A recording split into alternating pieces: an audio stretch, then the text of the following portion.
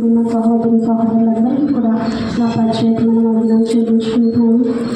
యేసుక్రీస్తు వారి సిలువలో పలికిన 4వ మాటను మనం ధ్యానించుకున్నామండి. మత్తయి సువార్త 27వ అధ్యాయం 45 నుండి కూడా చదివినాం. మధ్యాహ్నం మొదలుకొని 3 గంటల వరకు ఆ దేశమంతటా చీకటి కమ్మెను. ఇంచుమించు 3 గంటలప్పుడు యేసు ఏలి ఏలి లామ సబక్తా అని బిగ్గరగా కేకవేసెను. ఆ మాటకు నా దేవా నన్నెందుకు చేయి విడిచిమని అర్థము. అక్కడ నిలిచిన వారిలో కొందరు ఆ మాట విని ఇతడు ఏలి అని పిలుచున్నాడండి. యేసుక్రీస్తు వారు పలికిన ఈ 4 మాటలు చాలా ప్రత్యేకమైనదండి. అంటే 7 మాటలు ప్రత్యేకమైనవే, కానీ మొదటి 3 మాటలు ఇతరుల కొరకు మాట్లాడితే 4వ మాట ఆయన కోసం మాట్లాడారండి.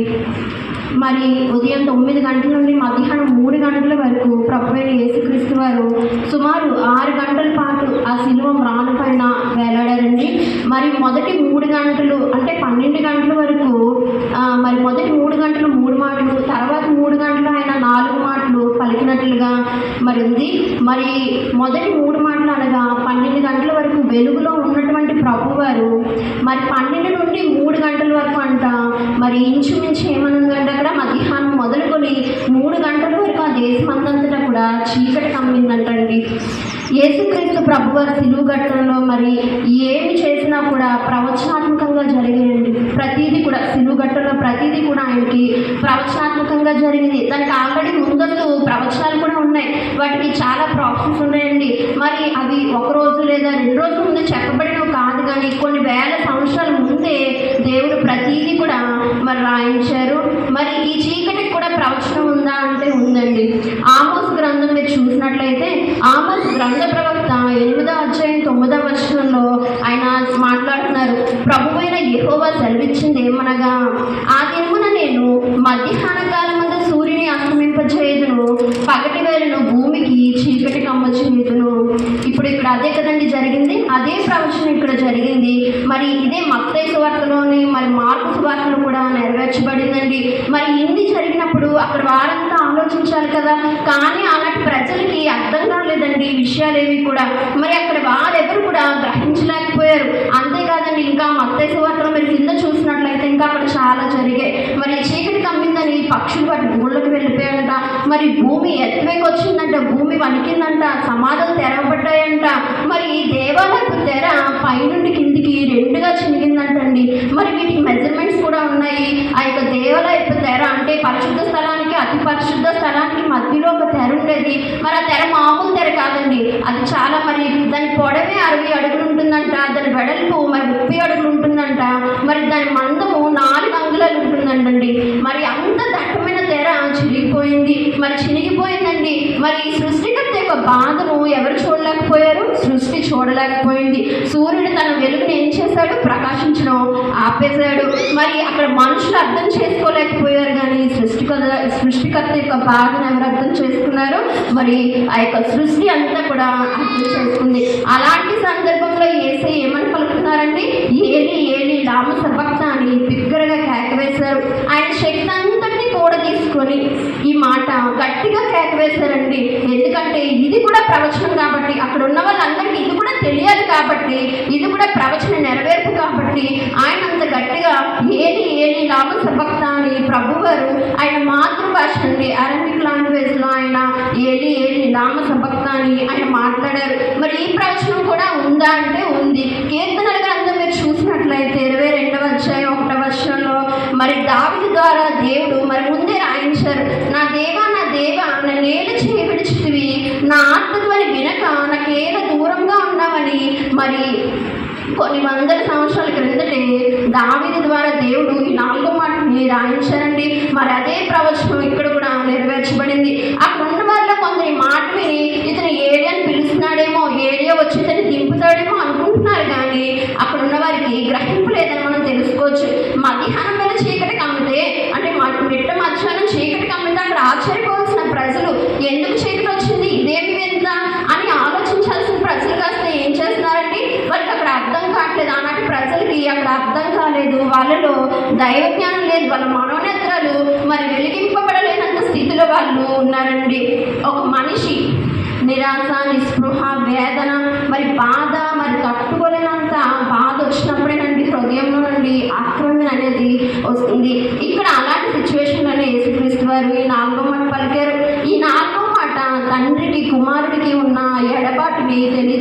కదండి. ఎడబాటు అనేది చాలా బాధాకరమైనది, అది మరి చాలా తట్టుకోలేనిది. సెపరేషన్ అనేది మరి విడిపోయిన భార్యాభర్తలు అడిగితే చెప్తారు, లేదా మన నుండి ప్రాణపదమైన వ్యక్తి దూరమైనప్పుడు, ఈ లోకాన్ని విడిచి వెళ్ళిపోయినప్పుడు ఆ ఎడబాటు అనేది మనం తట్టుకోలేము. అలాగే మరి ఇద్దరు ప్రాణ స్నేహితులు విడిపోయిన ఆ ఎడబాటు అనేది చాలా బాధాకరమైందండి. అలాంటి ఎడబాటు ఇక్కడ ఎవరు భరిస్తున్నారండి? యేసుక్రీస్తు వారు తండ్రి నుండి ఎడబాటుని భరిస్తున్నారు. కుమారుడు అడుగుతున్నాడండి తండ్రిని, నా దేవా నన్ను ఎందుకు చేయి విడిచిపెట్టావు అని. యేసుక్రీస్తు వారు తన శిష్యులు విడిచిపెట్టినందుకు, తన శిష్యులు తనని వదిలి వెళ్ళిపోయినందుకు బాధపడలేదు. ఆయన మరి ఎన్నో కార్యాలు చేశారు, ఎంతో మందికి ఉపమానాలు చెప్పారు, ఎన్నో బోధలు చేశారు, మరి చాలా చేశారు, ఎన్నో మరి కార్యాలు చేశారు. మరి వాళ్ళందరూ కూడా ఎన్నో మేలు చేశారు. ఇవన్నీ చూసిన ప్రజలు లేదా అప్పుడున్న శిష్యులు మరి వీళ్ళందరూ విడిచి వెళ్ళిపోయినప్పటికీ ఆయన బాధపడలేదు. కానీ అంటే తండ్రి నాతో ఉన్నాడన్న ధైర్యం ఆయనకి ఉండి ఉండొచ్చు. అలాంటిది ఇక్కడ తండ్రి ఏం చేస్తున్నారండి? తండ్రి ఆయన చేయి విడిచిపెట్టినప్పుడు ఆ తండ్రి యొక్క ఎడబాటును ఆయన తట్టుకోలేకపోయారండి. ఇక్కడ మరి మనం చూసుకున్నట్లయితే యేసుక్రీస్తు వారికి తండ్రితో ఉన్న సంబంధం, తండ్రితో ఉన్న అనుబంధం చాలా గొప్పది, చాలా పటిష్టమైనది. మరి సామెతలు 8వ అధ్యాయంలో మీరు చూసుకున్నట్లయితే యేసుక్రీస్తు వారి గురించి అక్కడ రాయబడుతుంది. పూర్వకాలమందు తన సృష్టి ఆరంభమున మరి ఆయన కార్యములలో ప్రథమమైన దానిగా మనం చేశారు అని అక్కడ దేవుడు మరి అక్కడ మాట్లాడుతున్నారండి. అక్కడ లేఖనాలు సెలవిస్తున్నాయి. మరి భూమి పుట్టక ముందే అంట, మరి అనాది కాలం మొదలుకొని భూమి ఉత్పత్తి అయిన కాలం ముందు వరకు దాని కింద లేఖనాలే ఉంటాయి, దాని కింద వచనాలే ఉంటాయి. మరి ఇవన్నీ పుట్టకమునిపై నేను ఉన్నాను అని తండ్రితో తనకున్న అనుబంధం గురించి ఆయన మాట్లాడుతున్నారు. అలాగే యోహాను అధ్యాయంలో మీరు చూసుకున్నట్లయితే 10వ అధ్యాయంలో నేను తండ్రి ఏకమై ఉన్నామని మీకు తెలియదా అంటారు. ఆయన చాలా సందర్భాల్లో తండ్రి గురించి, తండ్రితో తనకున్న అనుబంధం గురించి మాట్లాడతారు. ఇంకా 14వ అధ్యాయంలో ఫిలిప్ అడుగుతాడు, మరి యేసయ్య మరి మాకు తండ్రిని చూపించు అంటే నన్ను చూచివాడు తండ్రిని చూచినట్లే అంటారు. మరి తండ్రి నన్ను ఎలా ప్రేమిస్తున్నాడు, నేను మిమ్మల్ని అలాగే ప్రేమిస్తున్నాను అని చెప్తాడు. అలా తండ్రి గురించి ఇలా అనేకమైన సందర్భాల్లో ఆయనకి తండ్రితో ఉన్న బంధం గురించి ఆయన మాట్లాడతారండి. అందుకే ప్రభువారు తట్టుకోలేకపోయారు. ఆ ఎడబాటు ఆయన్ని చాలా బాధించింది. ఎందుకంటే ఆయనకి ఎడబాటు ఏంటో తెలియదు. ఆయనలో పాపం లేదు. ఎందుకంటే ఆయన పరిశుద్ధుడు, పవిత్రుడు, మరి నిర్దోషి, నిష్కల్మషుడు, యథార్థవంతుడు, ఏ పాపము చేయకుండా, ఈ భూమి మీద ఏ పాపము చేయకుండా మొట్టమొదటిగా బ్రతికిన వ్యక్తి ఎవరైనా ఉన్నారు అంటే అది ఒక్క యేసుక్రీస్తు వారు మాత్రమే. అలాంటి యేసుక్రీస్తు వారి మీద మానవాళి పాపం అంతా ఆయన మీదకి వెళ్ళినప్పుడు పరిశుద్ధుడైన తండ్రి ఏం చేస్తారండి? ఆయన చేతిని విడిచిపెట్టారు. ఇక్కడ పరిశుద్ధత యొక్క పరాకాష్ఠ తెలుస్తుంది. అలాగే పాపం యొక్క వెల ఎంత గొప్పదో కూడా తెలుస్తుంది. పాపం యొక్క వెల ఎంత మూల్యం చెల్లించారండి? ఆయన రక్తం చెల్లిస్తే తప్ప అక్కడ పాపానికి మరి క్షమాపణ లేకుండా పోయింది. దేవుని పరిశుద్ధత కూడా ఎంత ఖచ్చితమైందంటే తన కుమారుడైనా సరే ఆయన ఏం చేశారు? శిక్షించకుండా వదిలిపెట్టలేదు. పాపానికి శిక్ష చెల్లించాల్సిందే. ఆ శిక్ష తన కుమారుడైనా సరే మరి ఏం చేశారు? ఆ అగ్ని పరీక్ష గుండా వెళ్ళాలి అని దానికి కూడా ఆయన సమ్మతించారు. ఆయనకి కావాల్సింది ఒక్కటే, తండ్రిన దేవునికి కావాల్సింది ఒకటే, పాపానికి శిక్ష చెల్లించాలి. లేదంటే నిన్ను నన్ను ఈ రోజున క్షమించబడలేము.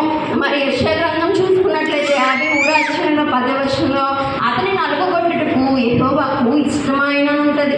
అదే 53వ అధ్యాయంలో 5వ వచనంలో ఉంటుందండి, మన సమాధానార్థమైన శిక్ష ఆయన మీద పడిందంట.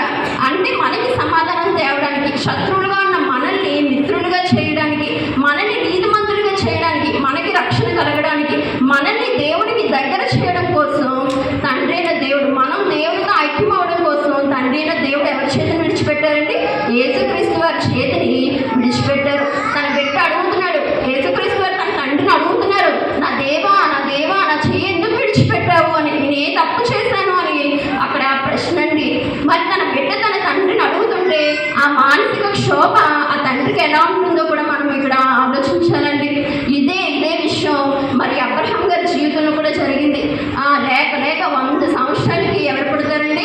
ఇస్సాకు పుడతాడు. ఇస్సాకు పుట్టినప్పుడు అదే ఇస్సాకుని దేవుడు ఏం చేస్తారు? తిరిగి బలిమ్మని కోరినప్పుడు ఆ యొక్క దారి వెంట వెళ్తూ ఉంటారు తండ్రి కొడుకులు ఇద్దరు. మరి ఆ మొరియా పర్వతం ఎక్కుతూ ఉన్నప్పుడు ఆ యొక్క ఇస్సాకు ఏమని అడుగుతాడంటే, నాన్న మరి బలి ఇవ్వడానికి అన్నీ ఉన్నాయి, గొర్రెపిల్ల ఏది అని అడిగినప్పుడు ఆ సంక్షోభం ఎలా ఉంటుందో ఒకసారి అర్థం చేసుకోండి. మరి ఆ తండ్రి ఏం చెప్తాడంటే యెహోవా ఈరే. ఏమని చెప్తాడు? యెహోవా ఈరే అని. నువ్వే ఆ బలి పశువు నాన్న అని చెప్పలేక యెహోవా ఈరే అని మరి అక్కడ అబ్రహాం గారు చెప్తారు. అలాంటి వేదనే ఇక్కడ మరి తండ్రి కూడా అనుభవిస్తారండి. కుమారుడు అడుగుతున్నాడు, నాన్న నా చేయి ఎందుకు విడిచిపెట్టావని. ఆ ప్రశ్నకు దేవుడు ఇచ్చిన సమాధానం ఒకటేనండి. మరి యోహాను సువార్త 3వ అధ్యాయము 16వ వచనంలో దేవుడు ఏమంటున్నారు?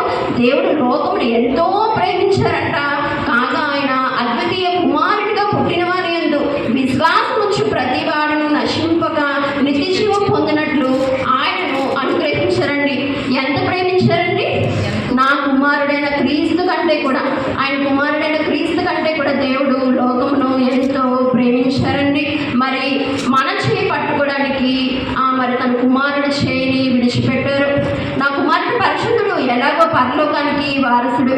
ఆ పరిశుద్ధుడి బలియాగం ద్వారా అతను మరి మనందరి పాపాలకు క్షమాపణ కలగాలని, విమోచన కలగాలని, ఇప్పటి వరకు గొర్రెల రక్తంలో మేకల రక్తంలో మరి పాప విమోచనుందని నమ్మే మరి మనుషులకి ఇదిగో నా కుమారుడి యొక్క రక్తం ద్వారా, పవిత్రమైన పరిశుద్ధమైన రక్తం ద్వారా, ఆయన విశ్వాసం ఉంచడం ద్వారా మరి మనం విడుదల పొందాలని తండ్రి అయిన దేవుడు ఏం చేశారండి? కుమారుడి చేతిని విడిచిపెట్టారండి. మన చేయి పట్టుకోవడానికి ఆయన చేయి వదిలేశారు. అందుకే అంటున్నారు కదా రోమా అధ్యాయంలోని, మరి రోమా గ్రంథం 8వ అధ్యాయం 31వ వచనంలో తన సొంత కుమారుని అనుగ్రహించుటకు వెనుక తీయక మనందరి కొరకు ఆయనను అప్పగించడానికి, తన సొంత కుమారుని ఇవ్వడానికి తండ్రి అయిన దేవుడు ఏం చేయలేదండి? వెనక తీయలేదంట. ఇచ్చారు. ఈ లోకానికి ఎలా ఇచ్చారు? మరి బలి చేయడానికి ఇచ్చారండి. మరి యేసుక్రీస్తు వారు ఇక్కడ చూడండి, అసలు ఎడపాటు అనేది ఇక్కడ 4వ మాట తండ్రికి కుమారుడికి ఎడపాటుని తెలియజేస్తుంది కదండి.